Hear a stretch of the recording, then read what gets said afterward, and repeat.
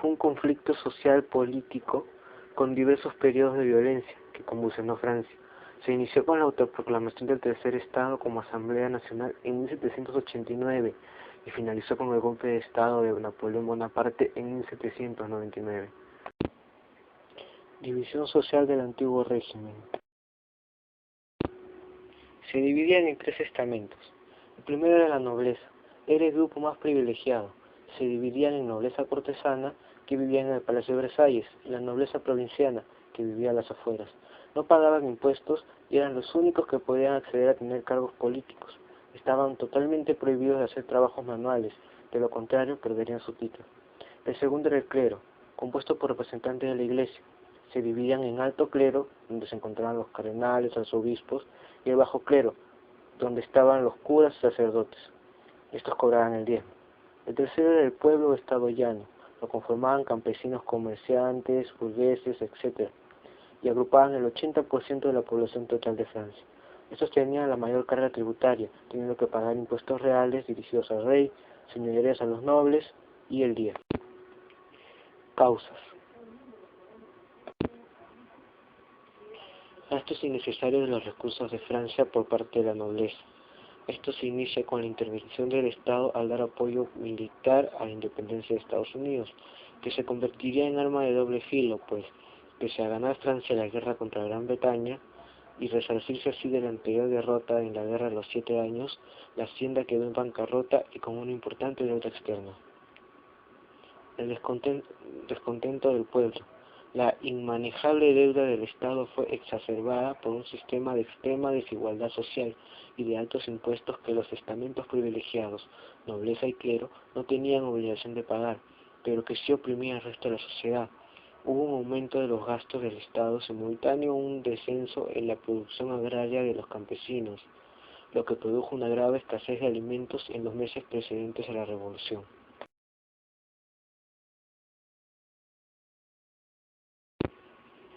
En 1789, la monarquía francesa, al borde de la bancarrota y arrinconada por la aristocracia regionalista, pensaba encontrar un medio de salvación convocando a los estados nacionales.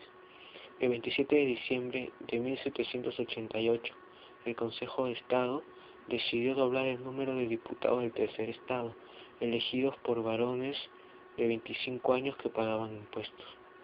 El rey convocó los tres estados generales para el 5 de mayo de 1789 en Versalles, una asamblea que no se libró de controversias, dado que los representantes de los estamentos privilegiados se opusieron al nuevo sistema representativo. Formalmente, el enfrentamiento se manifestó en el terreno de los votos. El rey era partidario del voto tradicionalista por órdenes. Sin embargo, los representantes del tercer estado eran partidarios del voto individual. Fue así como los privilegiados rechazaron inmediatamente la nueva propuesta, ya que la diferencia de números se haría notar.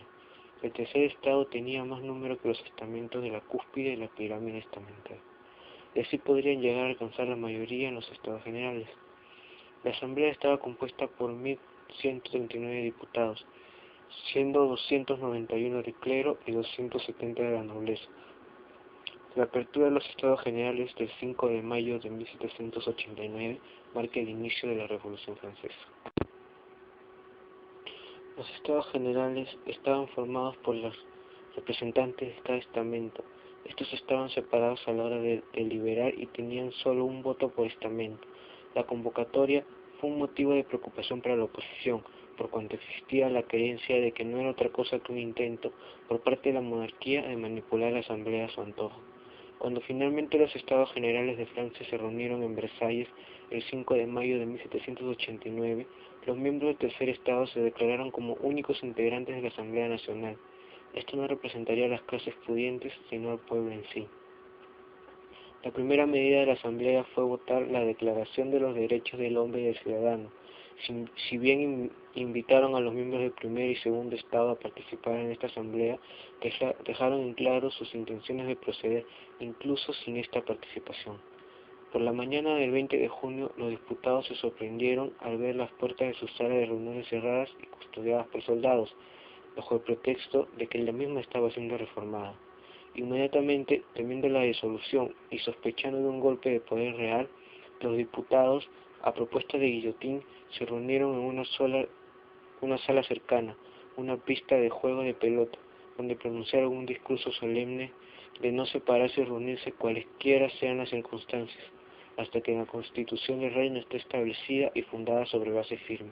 Los diputados prometieron reunirse hasta completar la escritura de una Constitución. 576 diputados firmaron el juramento y solo uno lo ratificó.